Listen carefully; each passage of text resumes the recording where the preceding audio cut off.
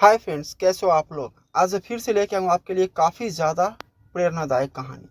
तो चलिए बिना वक्त गवाए कहानी को शुरू करते हैं। शीर्षक का नाम है घमंडी का सिर नीचे। एक जंगल में बांस का पेड़ और एक जामुन का पेड़ पास पास थे। जामुन का पेड़ बांस के पेड़ की अपेक्षा बहुत मजबूत था। बांस का पेड़ बहुत पतला होने के साथ साथ बहुत लचीला भी था। हवा का रुख जिस ओर होता बांस का पेड़ उसी दिशा में झुक जाता था। एक बार जामुन के पेड़ ने बांस के पेड़ का उपहास करते हुए कहा, तुम तो हवा की आज्ञा का हमेशा ही पालन करते हो। हवा की गति और दिशा के अनुसार ही हमेशा हिलते डुलते हो। मेरी तरह शान से सीधे क्यों नहीं खड़े होता।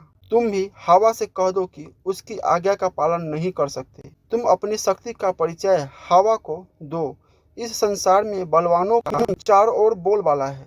बांस के पेड़ को जामुन के पेड़ की बातें अच्छी नहीं लगी, लेकिन बांस का पेड़ कुछ भी नहीं बोला और चुपचाप खड़ा रहा। यह देखकर जामुन का पेड़ क्रोधित होकर बोला, तुम मेरी बात का उत्तर क्यों नहीं देते। बांस के पेड़ ने कहा, तुम मेरी अपेक्षा मजबूत हो, मैं बहुत कमजोर हूँ, लेकिन मैं तुम्हें एक सलाह देता हूँ कि तेज हवा तुम्हारे लिए भी नुकसानदेह है, सिद्ध हो सकती है। यदि हवा की गति तेज हो तो हमें उसका सम्मान करना चाहिए, वरना कभी कभी पछताना पड़ सकता है।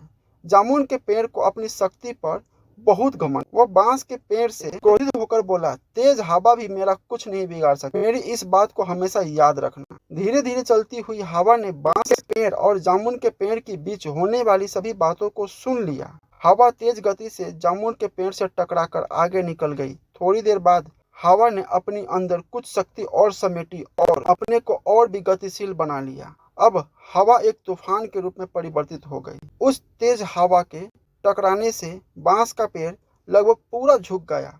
वही हवा जामुन के पेड़ से दोबारा जाकर टकरा गई, लेकिन जामुन के पेड़ पर उस तेज हवा का कोई भी असर नहीं हुआ। वह उसी प्रकार पूर्ववत खड़ा रहा। देर बाद तूफानी हवा ने जामुन के पेड़ की जड़ों पर जोर से प्रहार करके उन्हें कमजोर कर दिया। तूफानी हवाओं को जामुन के पेड़ की शाखाओं ने रोकने की भरपूर कोशिश की, लेकिन तेज हवाओं ने जामुन के पेड़ की शाखाओं को पीछे धकेल दिया। तेज हवाओं के कारण जामुन के पेड़ का संतुलन खो गया और जड़ों ने कमजोर कर अपना स्थान छोड़ दिया। कुछ ही देर में वह जामुन का पेड़ जमीन पर गिर पड़ा। जामुन के पेड़ को धराशायी देखकर बांस का पेड़ बहुत दुखी हुआ। बांस का पेड़ सोचने लगा, यदि जामुन के पेड़ ने मेरी बात मानकर हवा का सम्मान किया होता तो आज उसका अंत नहीं होता। यह जामुन का पेड़ तो घमंडी था, शायद इसे नहीं मालूम था कि घमंडी का सिर हमेशा नीचा ही होता है। शिक्षा।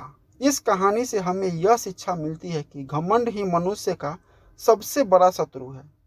घमंडी व्यक्ति का सर्वनाश हो जाता है, इसलिए मनुष्य को कभी घमंड नहीं करना चाहिए। तो फ्रेंड्स, कैसा लगा स्टोरी प्लीज़ कमेंट करके बताइए और हमारे चैनल को सब्सक्राइब जरूर कीजिए। मिलते हैं अगले स्टोरी में।